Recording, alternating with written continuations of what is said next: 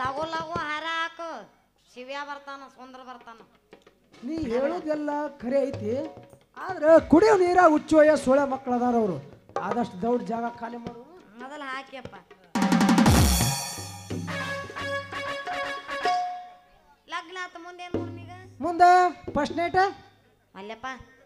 ಒಂದ್ 2 ವರ್ಷ ಜಗ್ ಏನಂಗಿಲ್ಲ ಏ ಆಗೋದಿಲ್ಲ ಅಂತ್ಯ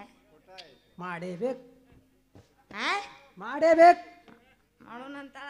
ಏನ್ ಮಾಡೋನು ಫಸ್ಟ್ ನೈಟ್ ಹೋಗು ನಡಿ ಮತ್ತೆ